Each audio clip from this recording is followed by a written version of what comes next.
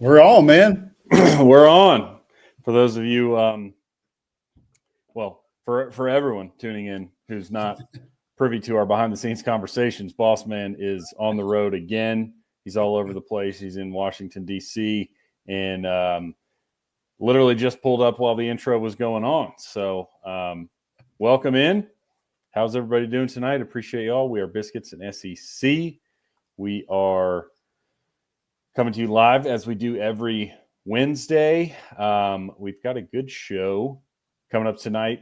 A little bit of a blowout streak across the SEC last week with 3 of the 5 games being out of hand, but a couple close ones. So we'll go through some thoughts on Week 11, some college football playoff thoughts. I also thought we might touch a little bit on the LSU saga that kind of won't end. And then we have our guest picker, Chloe Rigdon from Crimson Tide Productions to give us her Week 12 picks. So good show coming up. Boss Man, how are you doing? I know you're in our nation's capital.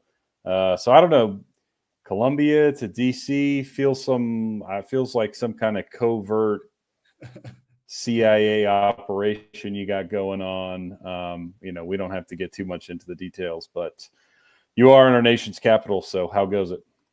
Yeah, I can't talk about it. Otherwise, I'd have to kill you. But having a good time. It's good to be up in the nation's capital. I used to live here. Haven't been back up here in a long time. Not working for the CIA, promise. I just have other fun business ventures that I work on outside of Biscuits and SEC. And so just was up here for some business meetings. But from Columbia to the District of Columbia in America. And we'll be in New York City tomorrow for an interview. And so looking forward to that. So lots going on here for Boss Man, but that's why they call him Boss Man. That's why they call me Boss Man, I guess. I just got a lot going on, but it's all good stuff. And we got a lot of fun stuff to talk about tonight. I'm looking forward to talking about Week 11, what's going on in Week 12. We pre-recorded with Chloe earlier today to oblige her. She's helping out at her church tonight. It's her second time volunteering, so she's excited about that. And so we were happy to let her go and work with the children at her church, which is a wonderful thing to do. So we will play that a little bit later, but yeah, lots to get into. Going to be a lot of fun tonight, and thanks to everybody for joining us. Absolutely. Well, before we hop into it, we'll just say shameless plug as usual. You all know the drill. Sign up for the newsletter, biscuitsandsec.com/newsletter, coming out twice a week, Mondays, Fridays.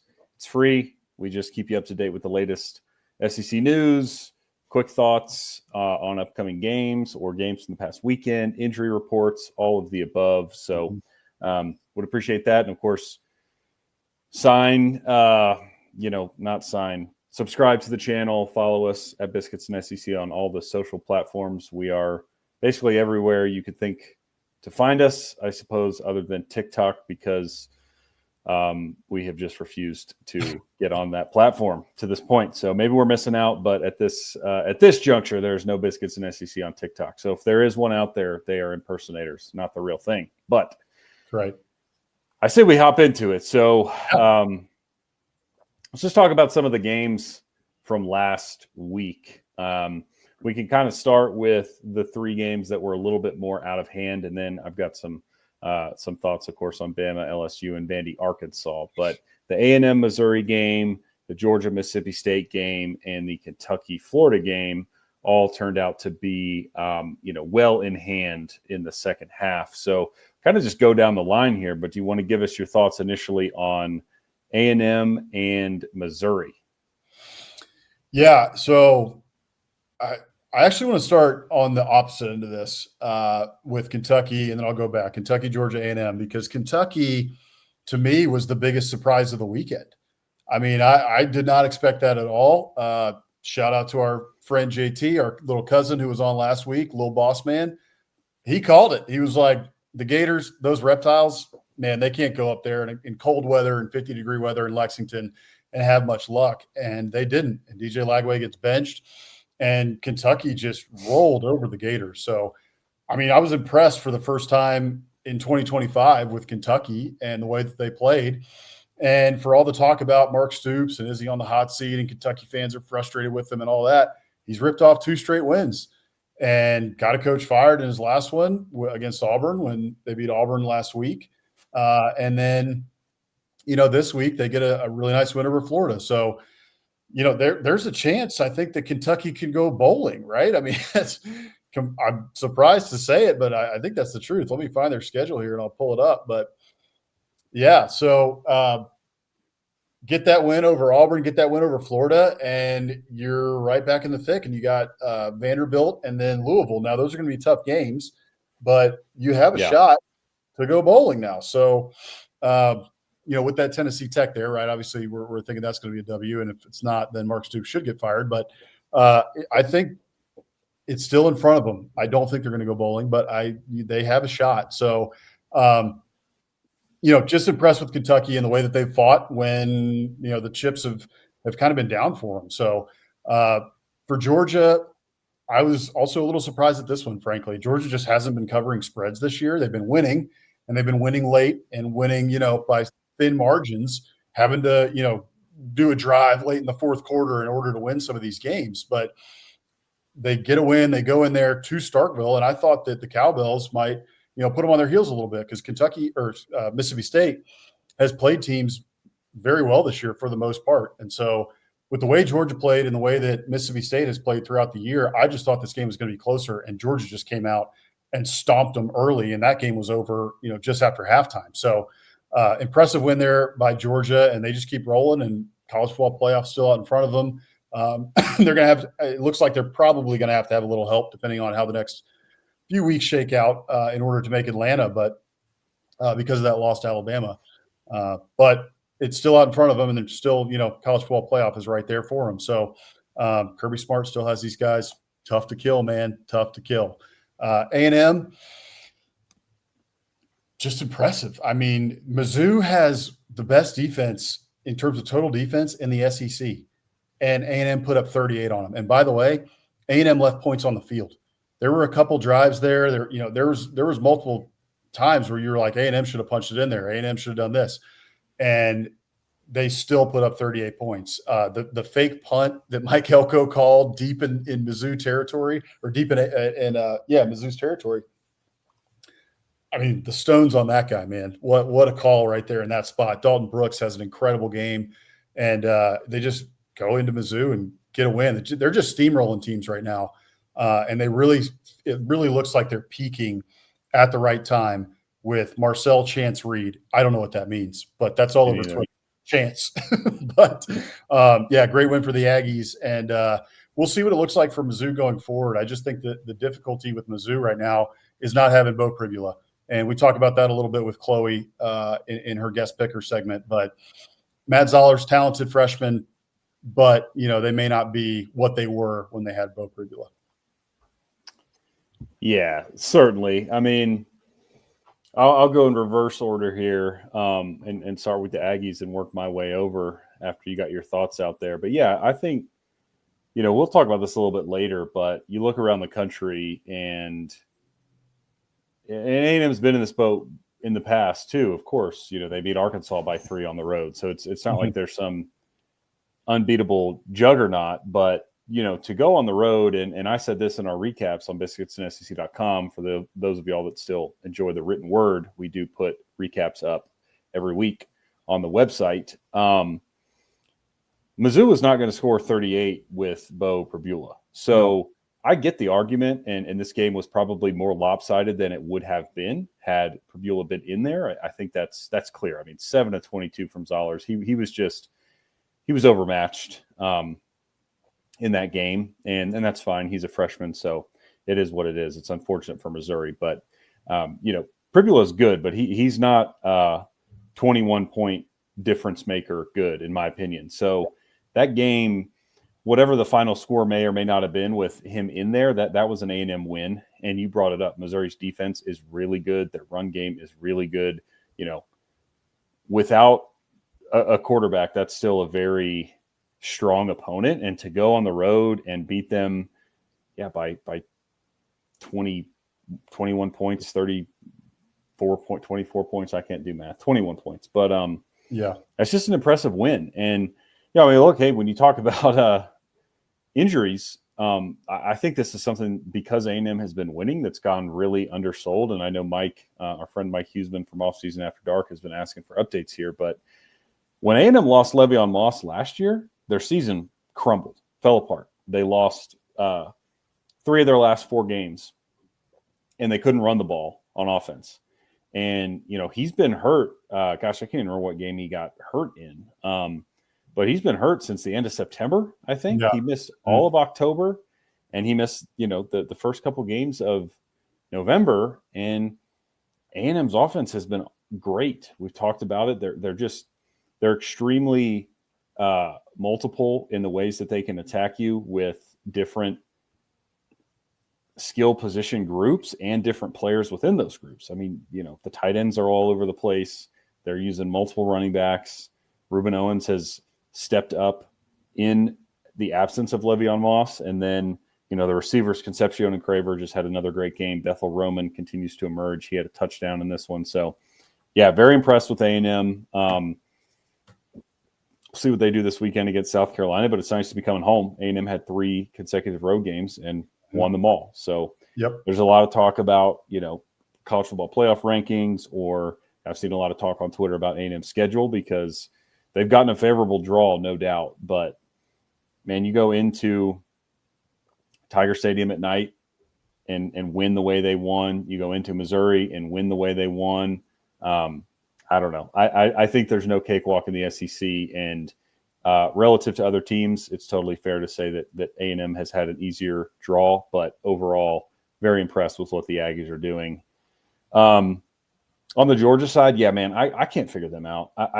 You could go back and look at my picks this year. I bet you I've guessed wrong every single week for whether they're going to cover or not, because I can't figure them out. They win games, but gosh, they are probably the most frustrating team to be picking against the spread with, because you just never know what they're going to do. And I thought Mississippi State would be able to give them a little more trouble, but ultimately. All right. What's going on, everybody? The Georgia offense. Go ahead. The Georgia offense just didn't work. We got production. Producer needs to figure it out. But got to get in my ear. That was Hey, fix it back there.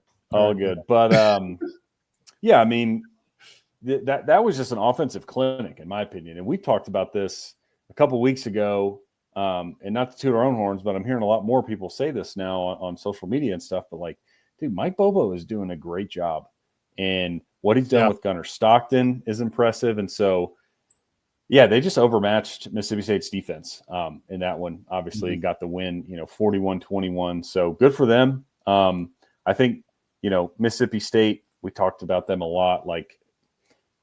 That's a much improved and a good football team. I think, they got a good chance to get to a bowl if they can sneak out one of these last ones. But, just a reminder that, hey, on a week in and week out basis, they can jump up and get teams, as we've seen, obviously. But if Georgia brings their A game, they're not hanging. And I think that's what happened. And then, on the Kentucky side, that's another team, man, that was left for dead a couple weeks ago. So give credit to Mark Stoops. There's been a lot of talk about his job security, and I'm not ready to say that he's saved his job. I don't know what the temperature is in Lexington. I know the buyout is large, but they're fighting for him, which is more than you can say for a lot of these teams across the SEC. So good for Kentucky. Cutter Boley, I think they have something there.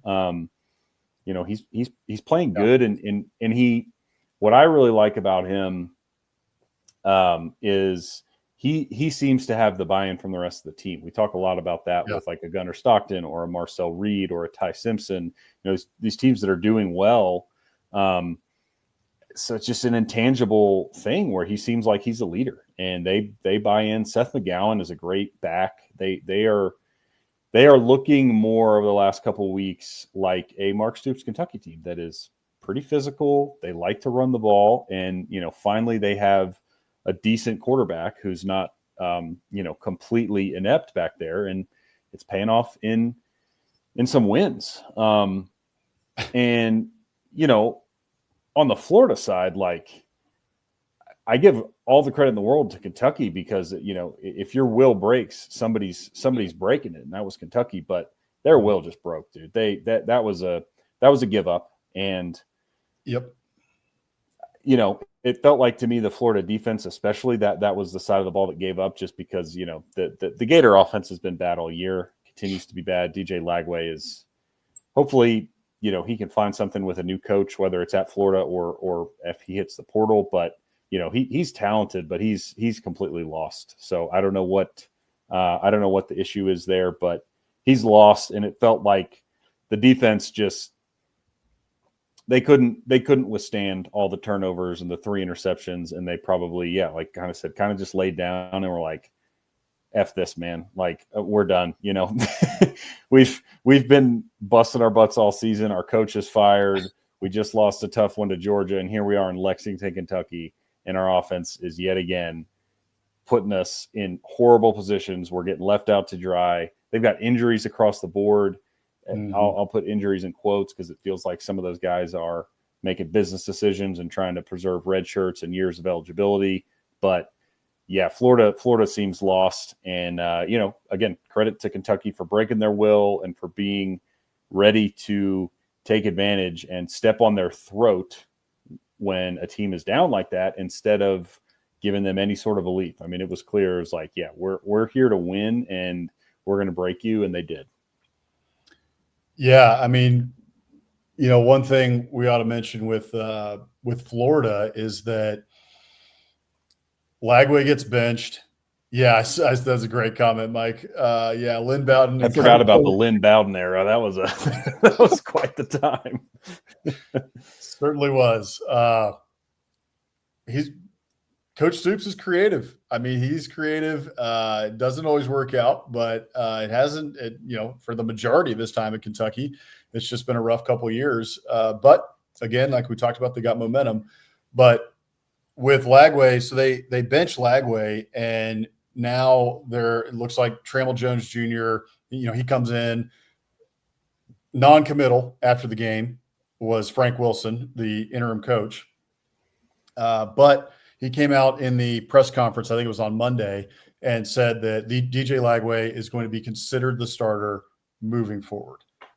I didn't hear if he said that Trammell Jones is going to get some more reps or what that's going to look like, or I really don't know. But sounds like DJ Lagway, it's his job still. But you pull him in that game, and I really think, you were mentioning it, like he seems lost. This to me feels like one of those things where somebody gets the yips and they lose confidence. And when you lose confidence and you're not, playing with confidence and senior reads and hitting people downfield, and it doesn't feel like it's in rhythm, players of the caliber of DJ Lagway, which we all know his talent is immense. He doesn't have a ceiling in terms of his talent and his intangibles. So it feels like it's a confidence thing. And it feels like what's happened here at Florida this year has really hurt his confidence. And we'll see. He said he's a Gator through and through, and we'll see if that ends up being the case at the end of the year. And the truth of the matter is, whatever coach ends up being the head coach of Florida is going to get to make a choice. Is it going to be DJ Lagway moving forward? Do we want to keep him? Do I want to make this my guy? Or do I want to go into the portal and get somebody else? Or do I want to bring my quarterback, along with me from whatever school they end up coming from? So a lot of question marks at Florida in terms of the quarterback position and what it looks like moving forward. Yeah, for sure. Well, let's get into some of the other exciting games. We'll start with maybe Vandy, Arkansas. I kind of have more thoughts on this game than even the Bama LSU one. But Vandy, Auburn. Man, again, don't gamble, kids, because we both had Auburn to cover, and I said this as well in the recaps where I was like, hey, I picked Auburn to cover because I liked the buy-in that I saw from the Auburn roster about DJ Durkin. It seemed like he's a very well-liked coach there. And I liked the things he had to say about the offense. Just he was very blunt and upfront about, I think there are things we can do to unlock some offensive prowess that we haven't been able to this year. And I'm sticking with one play caller. And I don't know what was going on behind the scenes when Freeze was there. We've already gone over that, but I just liked his tone and his confidence. And so, yeah, I thought, all right, Auburn's talented. They have a good defense. Maybe they can go in there and at least cover against Vandy. Obviously, they end up not covering 6.5 because they lose in overtime, which is crazy. But what I definitely didn't see was this offensive explosion. So credit to Derek Nix, the Auburn offense coordinator and play caller, and credit to Durkin for, empowering him and enabling him to call the game. One play caller. And one play caller. We talked a lot about it last week with the Freeze firing, but this just goes to show, man, that, I don't know what that guy was doing, but Ashton Daniels can play. He looked great in this game. I mean, he had 422 yards of total offense and 4 touchdowns in this game. And Cam Coleman went off. He had like 11 receptions. Eric Singleton had 10. So it feels like it's one of those instances where sometimes simplifying things is the answer. And the simple answer when you have guys that are that talented is, okay, we have a dual threat quarterback in Ashton Daniels. We're going to let him use his legs. We're going to move the pocket, let him get outside. And if you get in trouble, dude, Cam Coleman is out there. So just throw it up. There was a lot of times where he just threw the ball up to Cam Coleman and he made a play. So credit to Auburn there. Again, really tough way to lose. But on the flip side, of course, a ton of credit goes to Vandy, right? I just mentioned how Ashton Daniels went off, 442 yards of offense, 4 touchdowns. Well, the reason they lost this game is because Diego Pavia outdid him and had like 490 yards of total offense and 4 touchdowns. That guy's just a winner. We keep saying it, and this is a great instance of a game where we've been giving A&M credit for this all year, winning games in different ways. Well, Vandy just did that too. Their defense has been good most of the year. The defense was totally lost in this game. Auburn was carving them up, and Pavia says, all right, guys, no problem. Like, I'll do this. And at the same time, like, the Auburn defense has been really good this year. So it's not like they were playing, Little Sisters of the Poor and Pavia just went out there and tore them up. It's like, dude, A&M scored 16 on this Auburn team. Like, Mizzou scored 17, Georgia 20, Kentucky 10 points. Like, this is a good Auburn defense, and Pavia just carved them up. Yeah, he did. It was impressive. I'll start with Auburn here. Like you said, I mean, this is the most any team has scored on Vanderbilt this season. This Auburn team, with the offense that we have seen this entire year, this Auburn team was the one that scored the most on Vanderbilt this entire season. So, like, where the heck has this offense been? And I think it goes back to something that we talked about last week when we talked about when Hugh Freeze got fired. It's that, when he was at Ole Miss, his offense was innovative. His offense was tough to defend. It was different. And it was explosive. And now, when Hugh Freeze was at Auburn for the last couple of years, it has not been explosive in the least. And he couldn't get out of his own way. Maybe he's got multiple play callers. Who knows how much truth there was to that. I think there was a little truth to it. Sounds like Hugh Freeze maybe was coming in late and giving play calls late in the count to try to change a play call or tweak a play call or what have you. And it was obviously a mess, and it obviously did not work, which is why Hugh Freeze is no longer on the sidelines.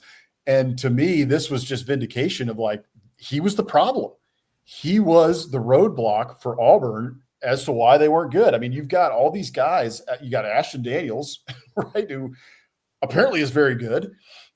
Cam Coleman, who on the outside, who has been unbelievably underutilized. Eric Singleton, underutilized. Like, they have plenty of weapons to be a mid to upper tier SEC team, and they were just bad. They were terrible on offense. And now in this game, they come in and score the most of anybody this season on this Vanderbilt defense. I mean, Mizzou scored 10 points on this defense last week. And I know Bo Perbula went out, in that game with injury, and then it was Matt Zollers in the second half. But still, Mizzou scored 10 points on this defense, and Auburn scores 38. And so, yeah, credit to DJ Durkin and what he did. And I know, like, I listened to Jay Crane and those guys, and they're just like, fire everybody. They're done. I get it. I do get it. But I think you got to give DJ Durkin a little bit of time. Let's see what it looks like the rest of the year, because I think he's a really good coach. I really do. I loved what he had to say on the podium. I mean, he obviously cares a ton about those guys in the locker room. I don't think that was fake. He's basically up there holding back tears about how these Auburn players came together, in the locker room. So credit to him for what he was able to put together. They weren't able to pull out the win in Nashville, and defense is his forte, and Vandy scores 45. So understood as to why Auburn fans are still not super happy about it. But on the flip side of that, for Vanderbilt, like you said, I mean, Diego Pavia he went off. I mean, what did you say? How many yards did you say he had? It was like close to 500 yards of total offense, or 400 yards. Yeah, it was like 490. He had over 100 rushing and like 370 yards passing. I mean, it was a clinic. Absolutely ridiculous. I mean, he's just playing lights out right now. It's impressive to watch. To me, I know people are sick of him in some ways. Like, he's too brash for some people. I love it. If you can go out there and be brash and back it up with your play, which he has done for the most part, except for the Alabama stuff, before talking so much smack in the offseason, he lose to Alabama. So, okay. And he was practicing his kneel downs pregame. Practicing the kneel pregame. So I get it in terms of kind of being a little bit done with him on that. But aside from all that, like, if you can go out there, talk your smack and back it up, I'm all in for it. As long as you back it up, and he backs it up 90% of the time, most of the time, majority of the time, he backs it up. And what he did against Auburn was impressive. And again, they just find ways to win like that. That is what is going on with this Clark Lee team. And what he has instilled in this team is that mentality of resiliency. We're never out of the fight, right? Like, we're coming at you. We're coming at you. We're coming at you. We're playing the next play, and we don't care what happens. They get stopped late in the fourth quarter and give Auburn the ball back. And then look, Auburn has a chance to win. Yeah. Auburn has a chance to go down, drive down, and win. And they can't get the job done. And so you give Vandy another life. A lot like Georgia, these guys are tough to kill. And they were tough to kill against Auburn on Saturday.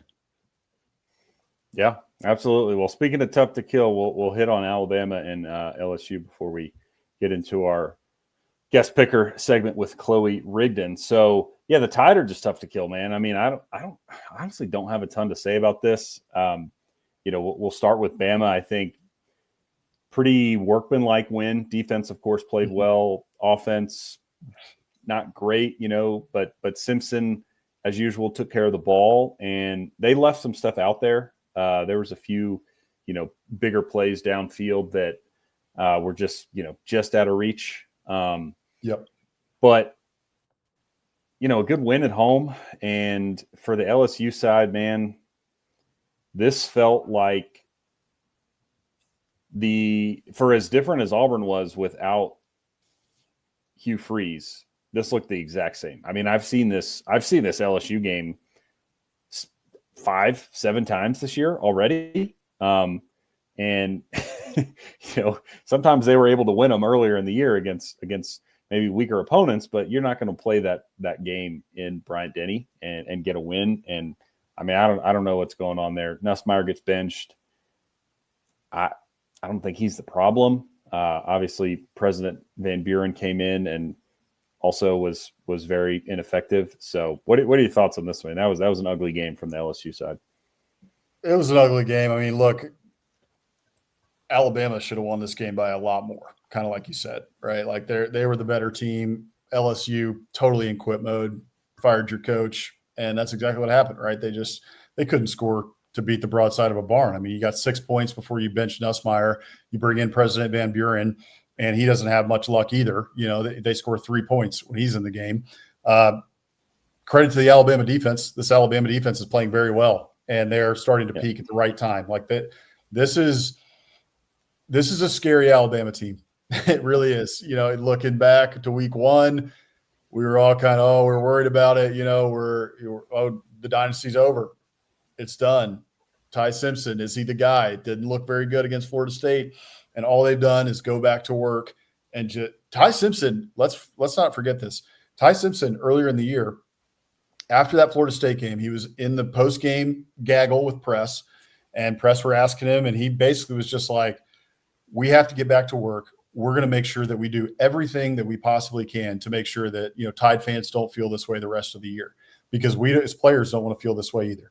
And I'm paraphrasing there, but you can go back and find that clip. And a lot of Tide fans on social media were like, kind of frustrated with it. Like, yeah, you better, like, that was ridiculous. And, you're not the guy and all this stuff. And he's turned out to be the guy. He's a stud. And he didn't play incredible in this game, but like you said, he protected the ball. He did what he had to do.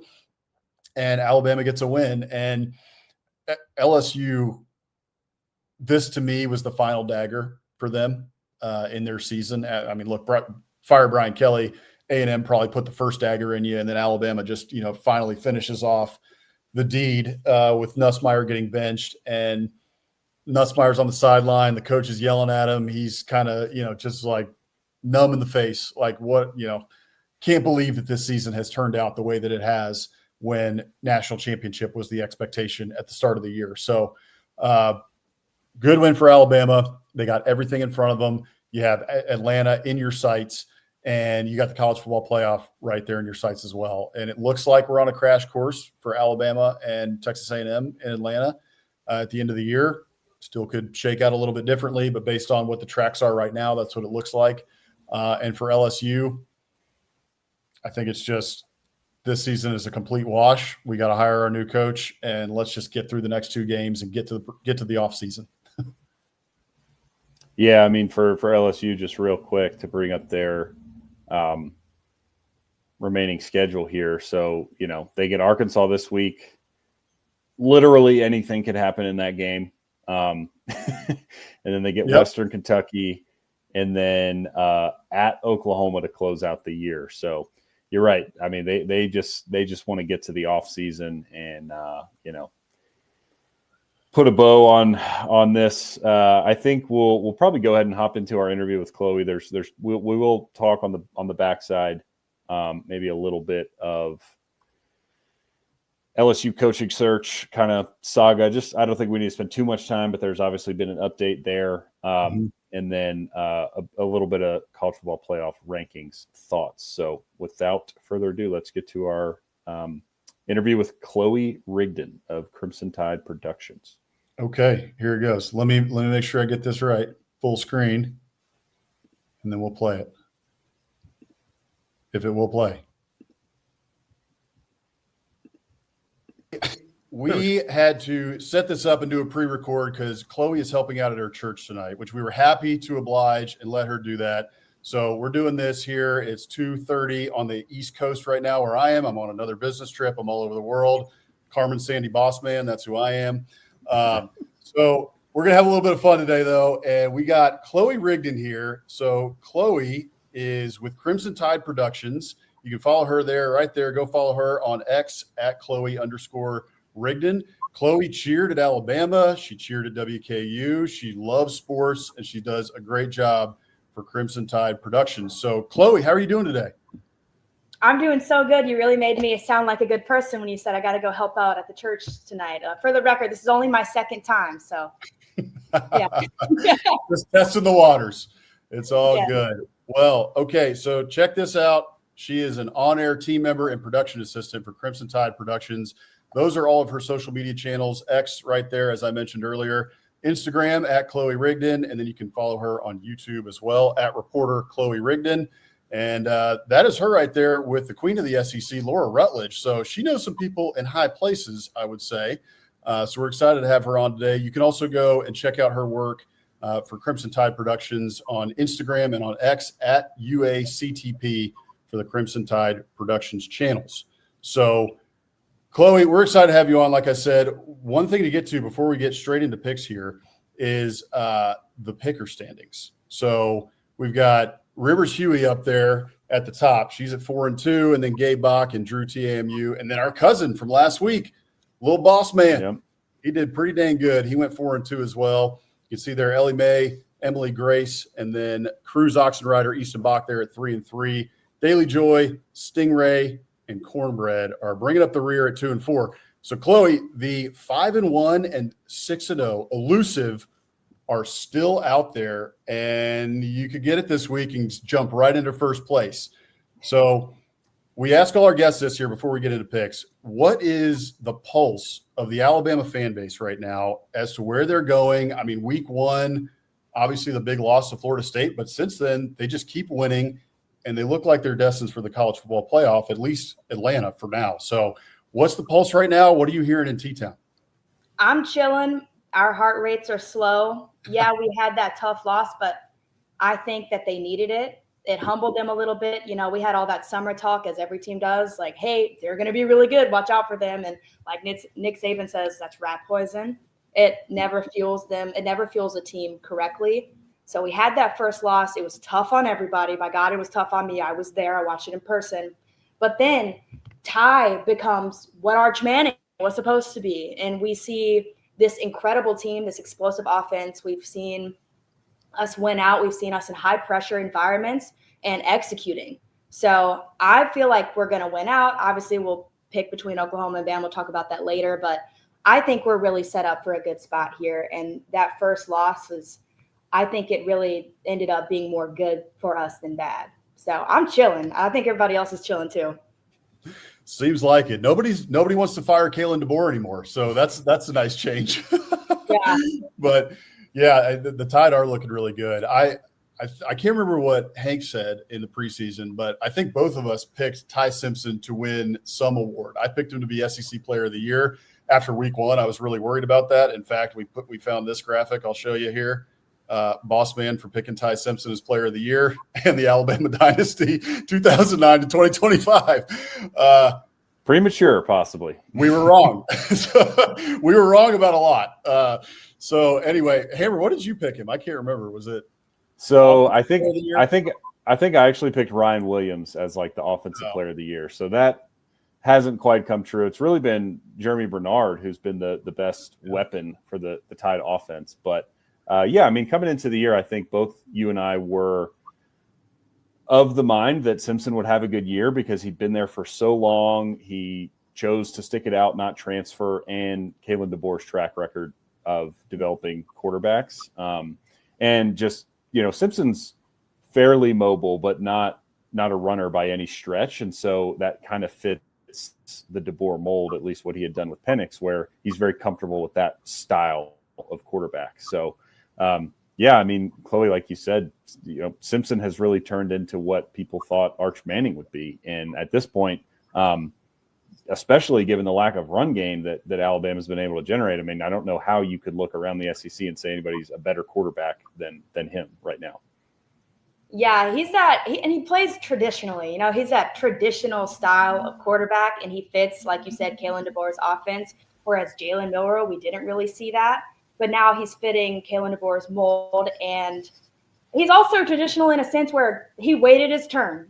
He stayed and he waited his turn to play, and we don't see that anymore. So not only is he such a good quarterback and leading this team, but he's also just such a good guy all around. Like, he came and spoke. We had a worship night at the stadium, and he came and shared his testimony. So as a fan, it's so easy to respect him in all aspects of who he is.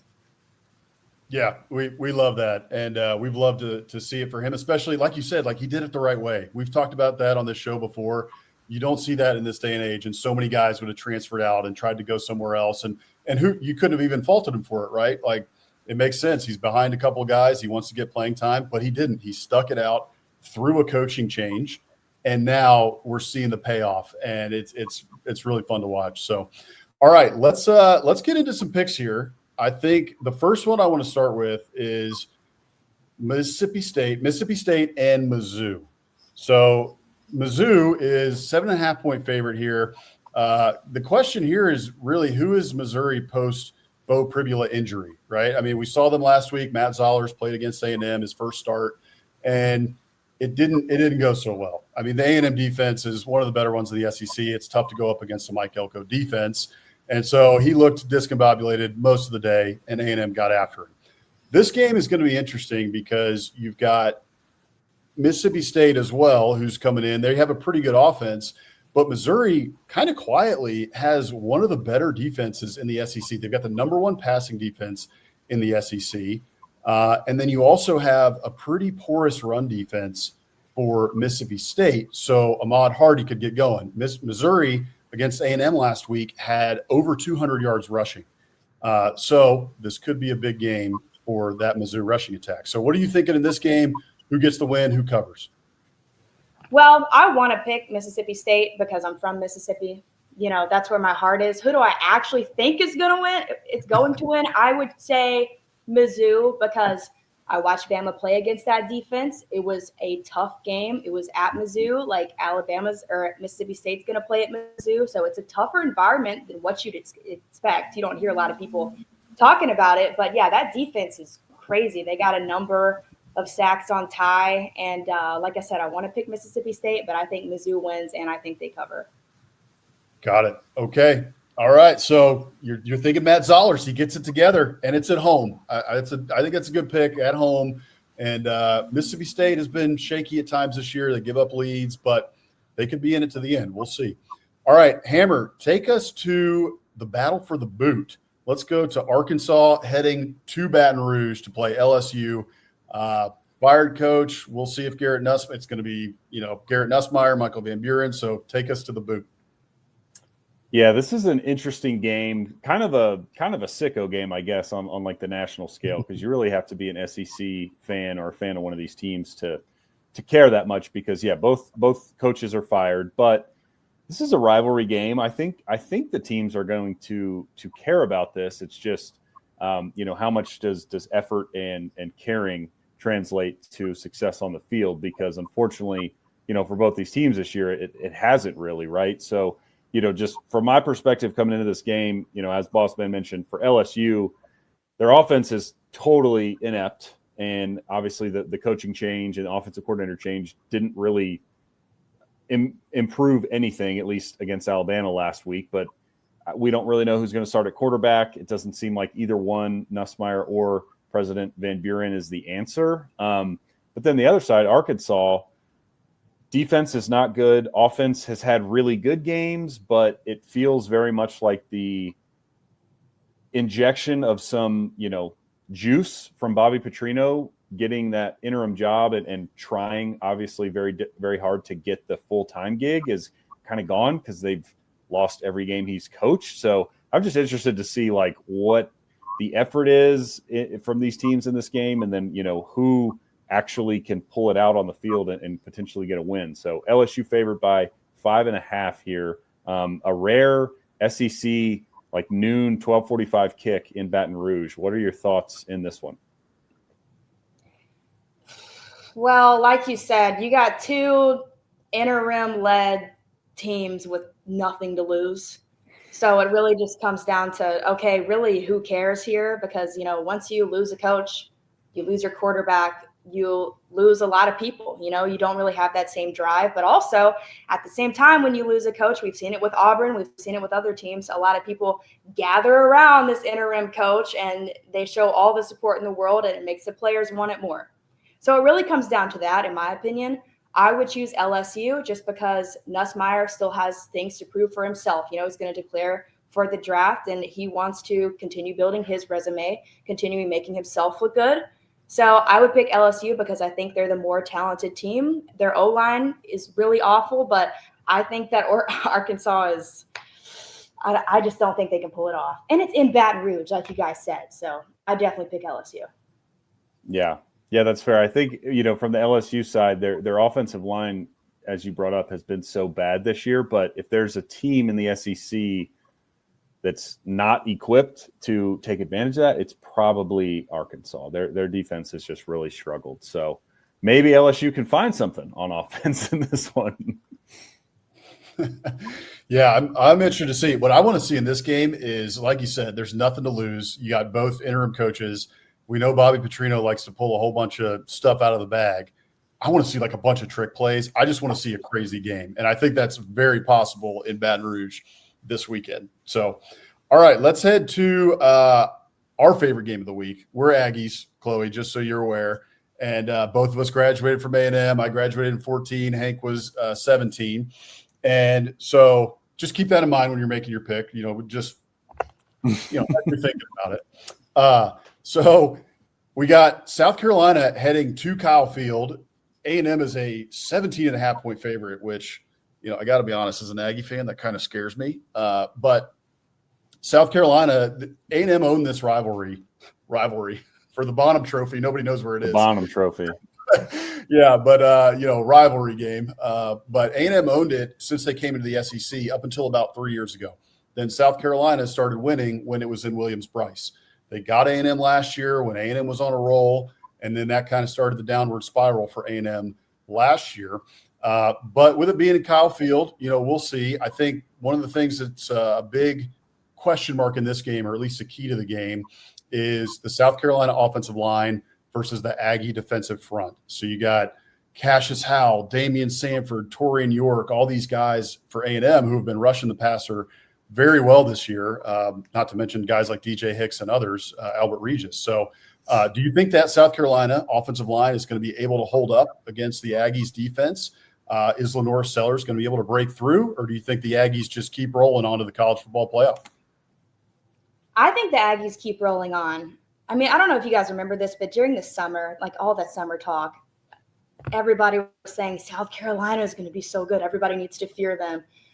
And then tale as old as time, they end up amounting to literally nothing.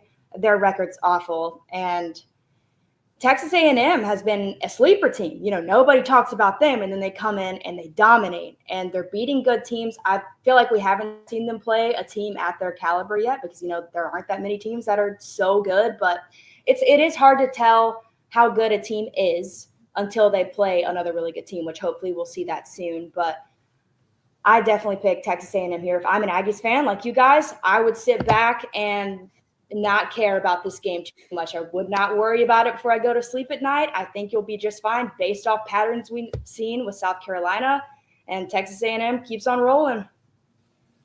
Love it. That's what we love to hear. You can stay on the show. You're welcome to come back anytime now.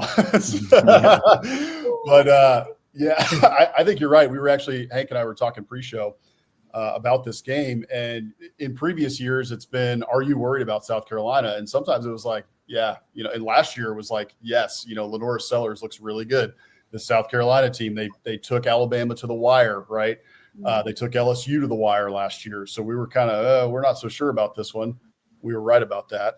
But going into this game this year, we don't feel the same way. South Carolina doesn't look like as good of a team as they were last year. The weapons on the outside haven't really, come to fruition. Face-on hasn't really, done much to supplant Rocket Sanders, who ended up going to the NFL. So yeah, we're not too worried about this game. We're right there with you. So Hank, take us now to Florida, going to Ole Miss in a revenge game for the Rebs, because last year Florida dashed their playoff hopes. So tell us a little bit about this game. Yeah, this one, to me, kind of in a lot of ways feels similar to the A&M South Carolina game for certainly some different reasons. But you got Ole Miss, who's just rolling right now, sitting there at number 7. They're 9-1, I think, already. Have played 10 games. So the Rebels are absolutely rolling. And Florida, of course, is kind of a train wreck. Of course, Napier's been fired. And last week against Kentucky, it really felt like the wheels just fell off, and that team kind of gave up and got blown out in Lexington. So, but the other storyline in this game that's fascinating is the fact that we'll see at the end of the year. Obviously, Kiffin is staying tight-lipped on it, but it's very clear that that's who Florida wants. And so, I don't know, does Kiffin make a statement here by running up the score on Florida, or does he just kind of let things, try to take it easy? I don't know. Who knows if he's actually interested in that job, but there's a lot of fascinating storylines here with, two teams whose seasons have gone in different directions. But Ole Miss is favored by 13.5. It's a night game in Oxford. What are your thoughts on the Florida at Ole Miss matchup? Well, with Lane Kiffin, anything can happen. I'm a firm believer in that. I love that guy. He's my favorite coach in all of sports, not just college football. I think he's incredible. But Ole Miss is due their annual embarrassing loss. So he could beat Florida, make a statement, or he could have that embarrassing loss like he always does every year, or he could prove himself and overcome that obstacle and win out, go to the playoffs finally. So it's hard to tell. I definitely would say Ole Miss is going to beat Florida because, Florida, like you said, wheels fell off against Mark Stoops. If your wheels fall off against Mark Stoops and he's blowing you out, then you really got to regroup, rethink, and pray to God, because that's tough. It's tough to lose to Mark Stoops.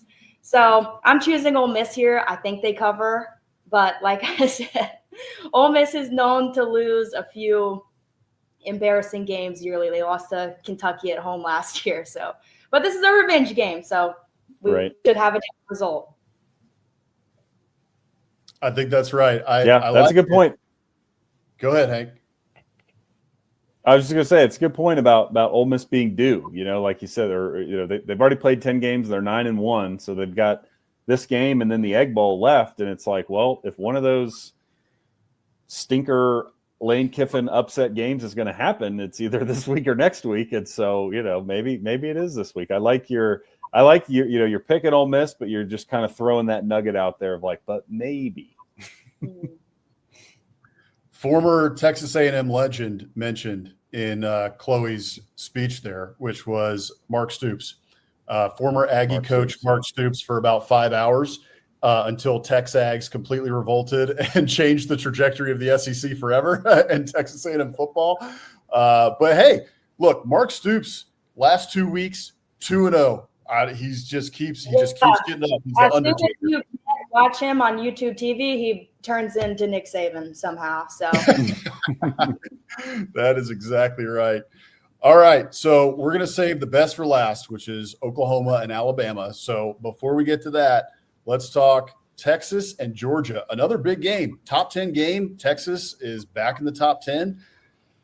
They have only lost twice this year, but it feels like they've lost more. But that's because they went to overtime, with Mississippi State. They went to overtime with Kentucky. They hadn't looked good for many weeks, but they get a big win over Vanderbilt, and they outlast them. And so now going into this game against Georgia, they have to go to Athens, which is, I think, the most difficult part of this game. Gunnar Stockton been playing very well. Georgia, except against Mississippi State, they win, but they don't cover the spread.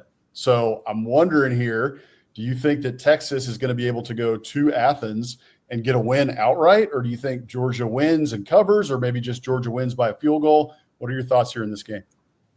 It's difficult to think that a team who lost to Napier at Florida is going to go and win at Georgia, but this team has gotten better. We've seen improvements with Arch. He's finally amounting to the half of what people were saying he was going to be.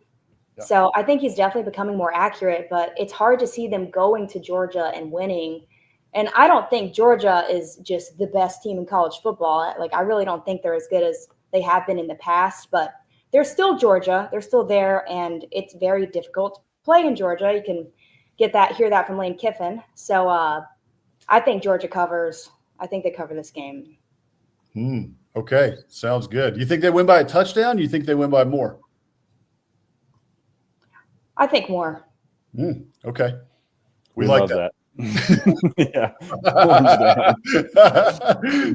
That's right. All right. Also, before we continue, the playoffs are on the line here. We forgot to mention that.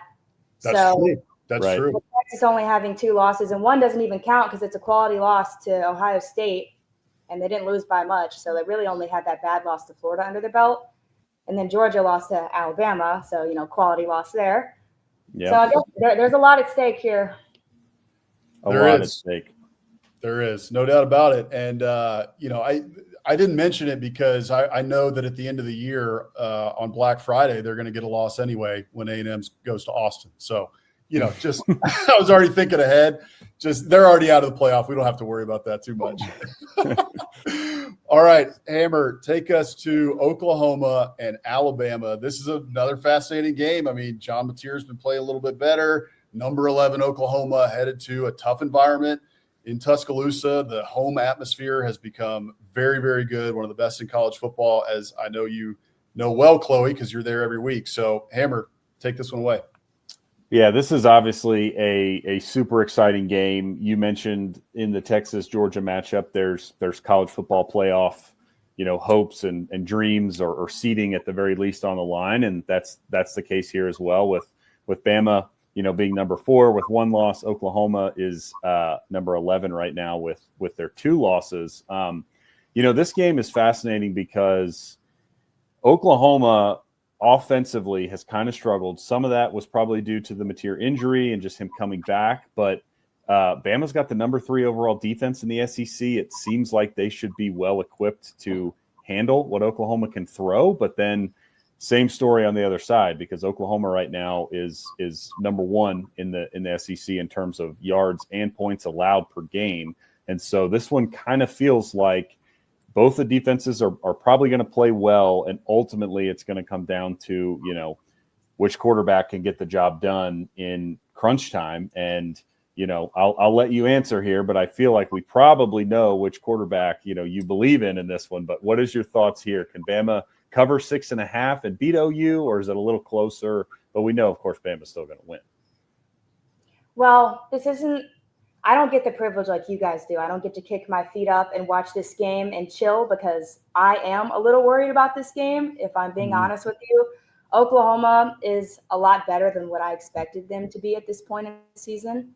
They have 2 losses, so they have a lot at stake here. They want to make it to the playoffs just as bad as we do. We can't let Mateer get hot.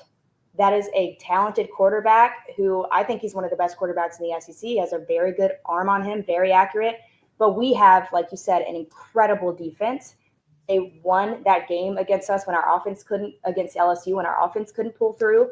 So we have our defense as long as they continue to do their job. I'm not so worried about Mateer, but our offense is a little slow in the second half, as we've seen in previous games. So I think LSU is a wake-up call for us. So we'll practice. We'll come in for this game, and hopefully, if it all goes according to plan, we'll come out of the gate hot for that second half, and we'll stay on their heels, we'll stay ahead, and the game won't get close. But if we don't do those things that I just talked about, I really think that it can be a dogfight here.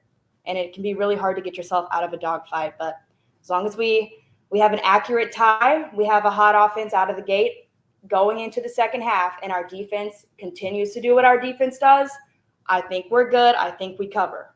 But if not, I would be fearful of Mateer. That being said, I pick Alabama, of course. I was about to say, okay, yeah, just making sure we got that right.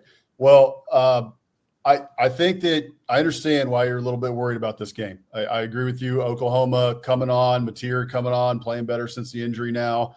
Oklahoma's got some weapons. Oklahoma's got a really good defense.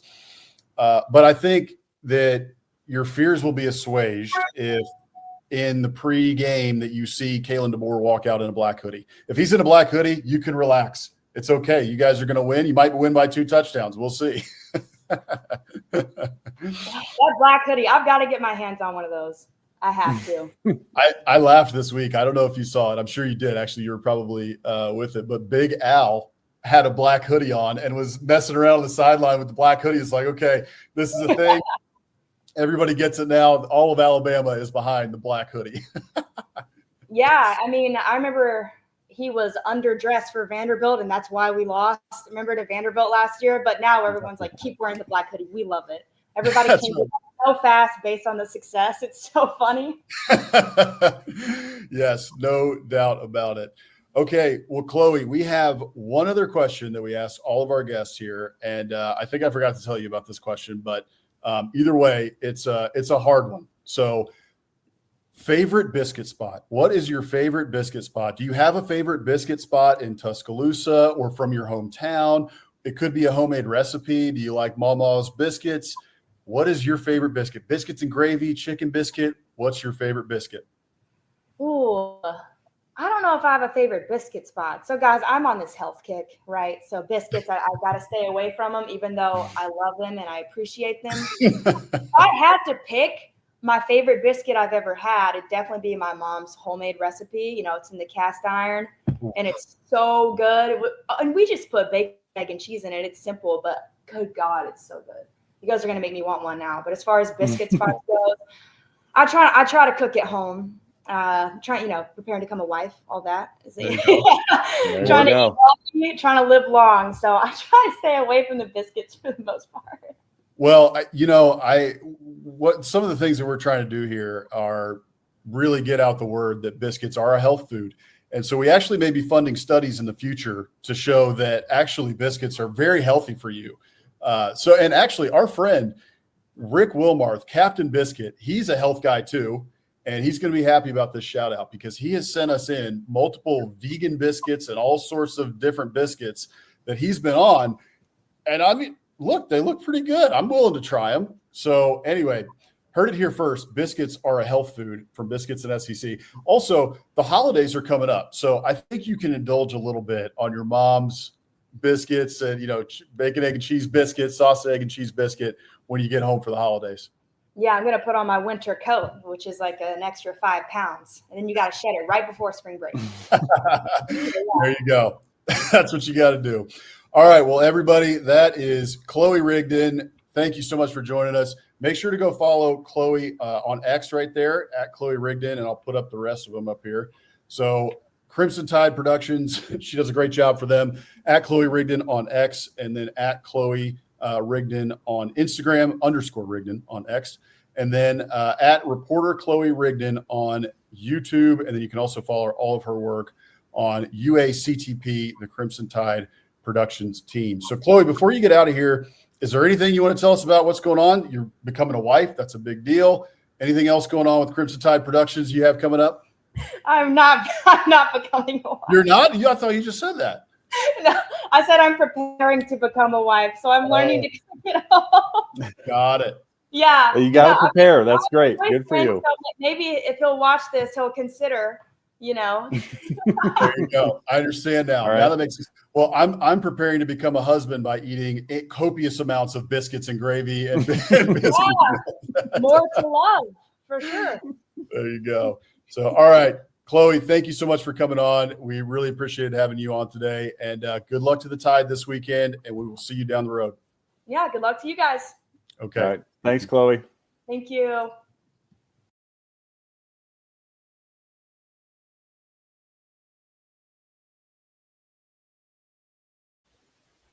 All right, we're back. Boss man, you are muted, but we are back. I am muted. Having production issues. You were muted, then I was muted, but we're all good. That was Chloe Rigdon. So thank you to her for joining us. That was a lot of fun. She did a great job, and she does a great job for Crimson Tide Productions as well. So y'all be sure to go follow her on X, on Instagram, on YouTube as well, and go check out all her stuff because she does a great job covering the Tide. Yep, absolutely. Thank you to Chloe for joining us. We've had a ton of fun with the guest pickers, so it's always great to have people on and just hear their thoughts on the teams they cover. And most of these people cover these teams a heck of a lot closer than we do, watching them on TV on Saturday. So it's always fun to hear what they think. I think we got two more things before we get to our final segments, the Biscuit of the Week and the Must Champ Coach of the Week. But I just wanted to briefly touch on the Brian Kelly stuff. I mean, I don't know how deep you want to go in this, but obviously there was the news that he's suing them. And it really just feels like to me at this point, I know at this point they have a president, they have an AD, they have a search committee. Everything seems to be in line, but this doesn't seem like it's going to go away because Kelly wants his money that he's owed based on the contract. And, when he sued them, there was, some, I think, court documents basically saying that, they tried to settle with him. He was somewhat open to a settlement, but then ultimately said no. And then now LSU is saying Scott Woodward didn't even have the authority to fire him. And so he's not owed the money because he's not even been fired. I mean, it just, I don't know. It's not good. What do you think about this? Well, if Scott Woodward didn't have the authority to fire him, the governor would have fired him. So, I mean, somebody was going to fire him at LSU, that's for sure. So, look, it's this is a mess. The interesting thing about this is I mean, there's also this is all hearsay. There's so much hearsay going on in this right now. You've got Brian Kelly on the one side who's saying, pay me my money. And rightfully so. I mean, you had a contract. You want to fire me, fine. But like, this is not for cause based on the contract. So pay me my money. And then you got LSU on the other side saying, yeah, well, no, we would like to settle with you. We want to keep a lot of that money. We want to keep those, 20 million or whatever we can, end up saving to end up paying that forward to a roster for next season or towards our next coach or what have you. So, I understand it from both sides as to why they're trying to fight for every dollar in this respect, because the almighty dollar is almighty in college football right now. So I get it from that perspective. The interesting, the interesting thing about this that's going to come out is, there's a lot of rumors going around on the internet. I am sure that folks have seen them on X, and I'm not going to dive into those because I have no idea what is true and what is not. And frankly, I don't know that most people do either. In terms of the folks who were talking about this on Twitter, who knows what is true and what is not. But when you have a lawsuit like this, things are going to come out in discovery. You have to go through the process of discovery on both sides. And so if there are these rumors that are true, and if you want to find out what I'm talking about, just go search around on X for Brian Kelly. And if those are true, like, some of that stuff is going to come out in discovery, because that is the argument that LSU is going to make. LSU is going to say there were things happening in the background that the public did not know about. Run the gamut, right? There was all kinds of rumors of what was going on. And if some of those are true, they're going to say we had cause to fire this guy. And that's why we are trying to settle for $25 or $30 million or whatever. And Brian Kelly's on the other side, and he's going to say, well, all these things were going on in the administration, and this is the, whatever. And he's going to say, so you owe me my money, and none of that's true. So, what's true, what's not right now, nobody knows. But because this lawsuit is going through, it's going to come out in discovery, whatever is true. And you're going to have arguments on both sides. And now, this could drag on for a while in terms of the money and, what ends up getting settled. So it's ugly. It's unfortunate. And we'll see what ends up happening with LSU in terms of the coaching search. Jeff Brom looks like he is trying to extend at Louisville. Brent Key looks like he is going to probably be extended at Georgia Tech and likely to stay there. We'll talk about him in a minute. And then there's just Lane Kiffin. Lane Kiffin is just kind of floating out there. He's kind of non-committal about all this stuff, and he's just saying we're focused on Ole Miss right now. But how much can we take from Lane Kiffin's word? That's just the truth of the matter. But yeah, we'll see where this coaching search goes. It's really ugly with the Brian Kelly stuff. And also, the final thing I'll say on this is that, LSU fans I saw a lot of this on social media, and I had forgotten about this, but the new AD at LSU, Verge Osbury, he won the press conference, right? He had this great press conference. It was a great press conference. Like, I watched, a good amount of it. He did a really good job in that press conference. Well, lest we forget, he was involved pretty heavily in a lot of the scandal stuff that went on at LSU not that long ago. Yeah. So to elevate him to the level of AD and then say he has all the authority to hire the next head football coach, is that the right move? I don't know either. And there's a lot of LSU fans who are pushing back like, hey, okay, look, we want the best coach that we can get too. We also want the best AD that we can get. Is this guy really the best AD that we can get? Because, look at all this stuff that was happening just recently, and he was involved in it, and he's in the reports. Like, why is this guy our AD? So he was suspended, I believe. He was. I think you're right. Yeah. So yeah, that's another interesting wrinkle to all this. So it's just kind of weird, on the bayou right now. I don't exactly know what to think about it. So yeah, what are your thoughts on it? Yeah, not to repeat what you said, the only other angle that I'm looking at this situation from is the way this has gone down from the very beginning just oozes lack of alignment, right? Yeah. Before Kelly was even fired, you have the governor tweeting out all this stuff. Then you have, So that was bad. And then you have the governor, after Kelly was fired, calling for the firing of the AD. And then the AD gets fired. And then, now you have them saying that he didn't have the authority to fire Kelly, that we fired Kelly with cause, but no cause has been submitted. Yeah. And my understanding is, according to the contract, you have a week to file or submit the cause, and they didn't. There has been no confirmed a cause or the reason behind it. And then, you brought up the Verge Osbury stuff, which, I haven't read through all the reports. I don't know the full story, but as you said, he's very much involved in that, whatever exactly went down with the sexual assault and Title IX, scandal that happened at LSU. And then I just think, and to make it even more muddy, when this went down, you had all these stories of people who cover LSU and know what they're talking about, saying, we came up with the money. We got the money from boosters. Yeah. But then on the other side, you got the governor yelling about taxpayers footing the bill. And now, again, 2 weeks after, you have this saying, oh, so it's like, do you have the money, or are you trying to, litigate this out in court because you don't? I mean, none of it makes any sense. And again, just from the outside looking in, just really screams like there's a lot of different cooks in the kitchen, and they're all saying different things. And again, LSU's a fantastic job. I do think they will end up getting a good coach, but it's very possible that some of the coaches they are interested in will not be interested because of this.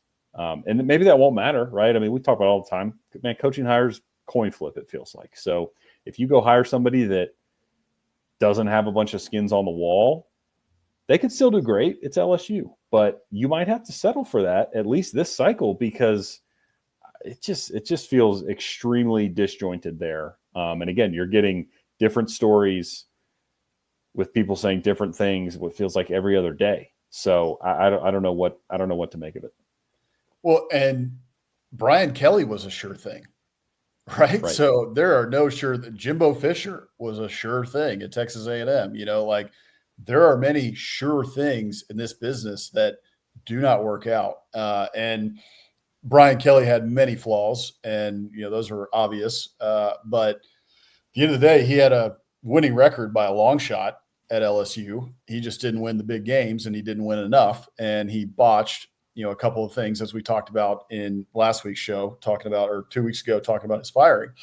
But the other part of this too, just the last thing to mention on it, I don't know. Has LSU hired a president yet? I think they did, but I can't remember now.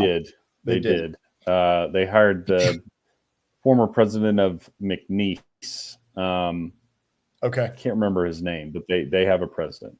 Got it. So they have a president now. So we're starting to get some alignment. But one of the problems that LSU had was that they didn't have a president for a while. This job at the president of LSU has been open for a while as they completed their search, for a new president. And so, like you said, it's just been very disjointed at LSU, recently, from Brian Kelly, not a lot of alignment seemingly with Brian Kelly, Scott Woodward, the governors getting involved. And all of this, there's a vacuum, which I think the governor was filling, because there's no president. There's no president at LSU until just recently. And so maybe now, moving forward, you've got a president, you've got an athletic director in place. He's got the full control in order to hire the next coach. As we said earlier in this show, this season's a wash. Flush it down the drain. It is what it is. And then, okay, now next season, let's start working towards getting LSU back to being the LSU that we all know, which is a mean team who is competing for the college football playoff year in and year out, and is competing for national titles, every year, every 2 to 3 years at worst. Yeah. Yeah. Well, speaking of national titles, how about this transition to the college football playoff rankings? I don't have a ton of thoughts on this, but I just did want to, briefly mention it. Just the most recent rankings, not a ton of shakeup at the top.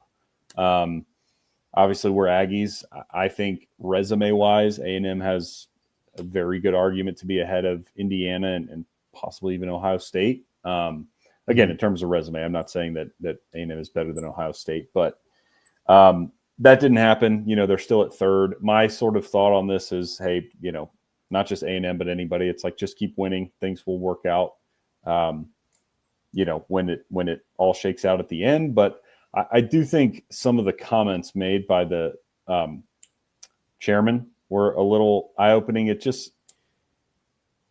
feel like we run into this every year, but it seems as though,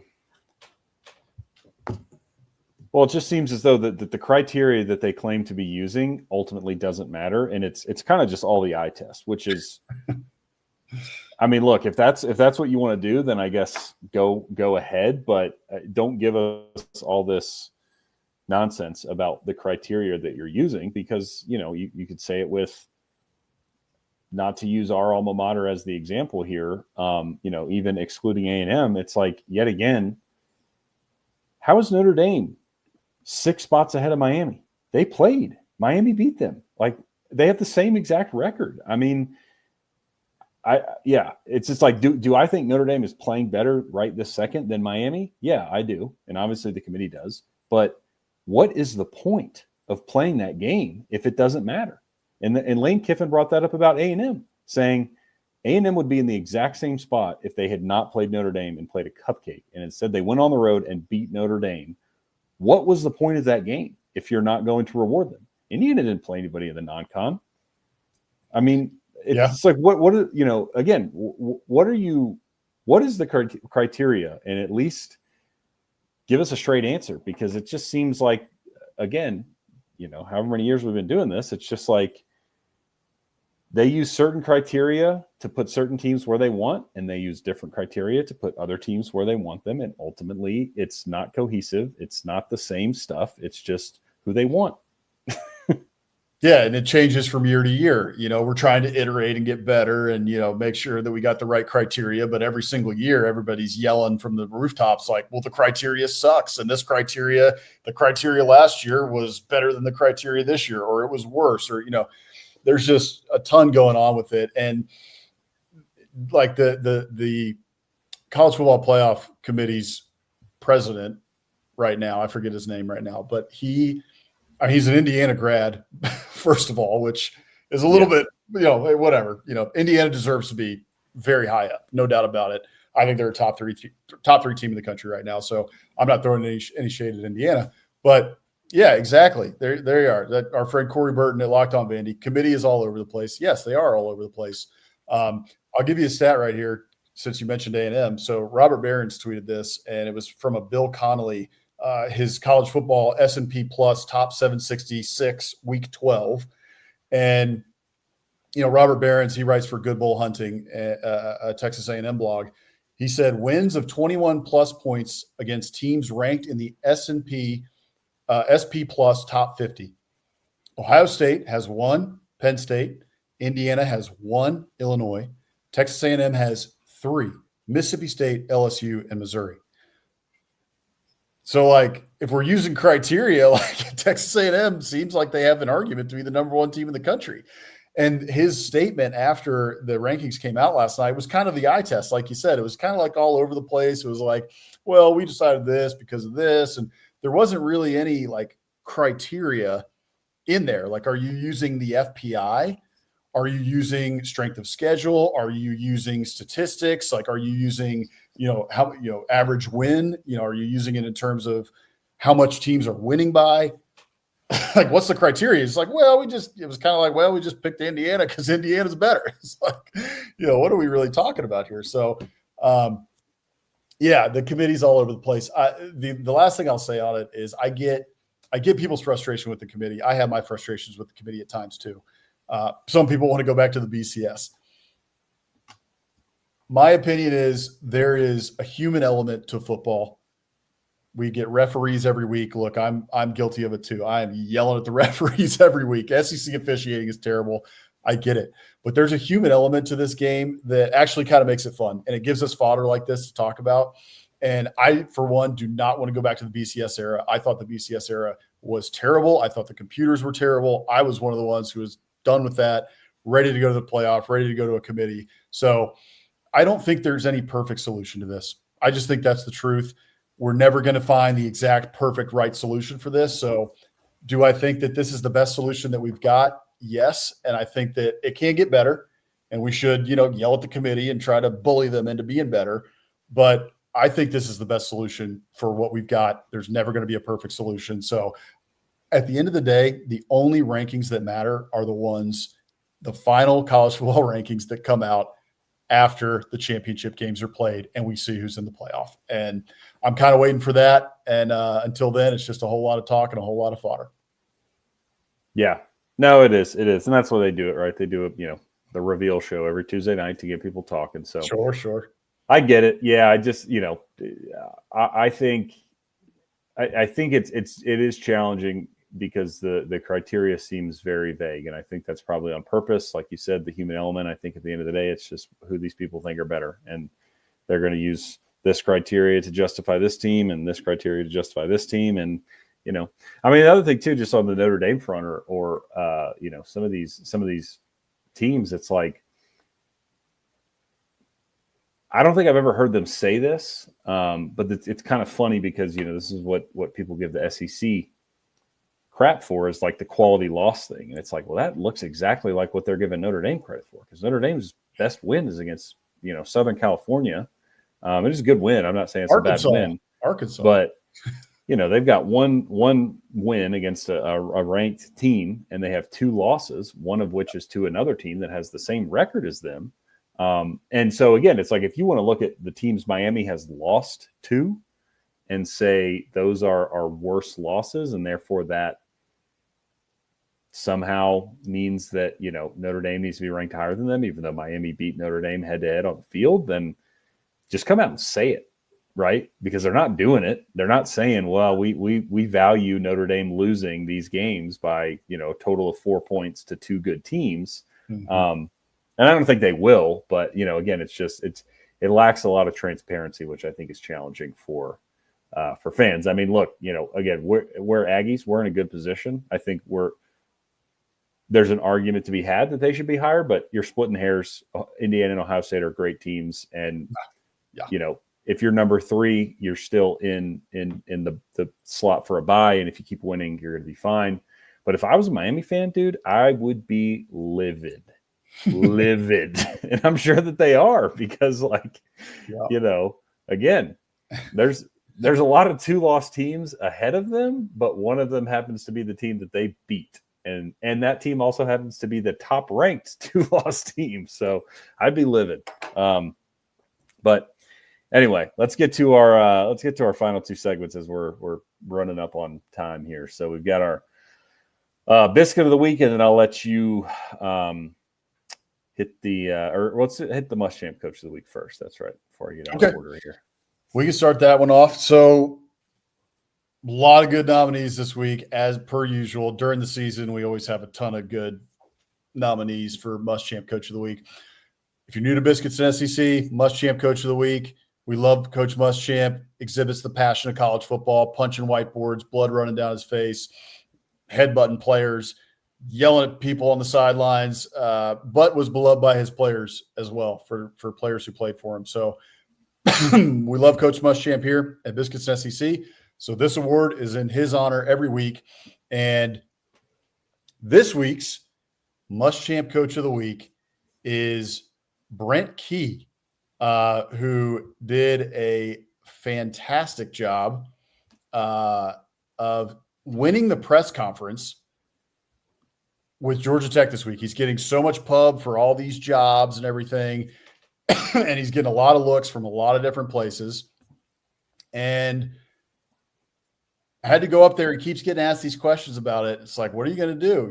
And he answered this question, I think, in the best way that a coach can answer this question. And I think that it should put all the questions about whether Brent Key is leaving Georgia Tech to rest. So here is the Muschamp Coach of the Week, Brent Key. Not when you lose one game, people say, oh, the storybook's over.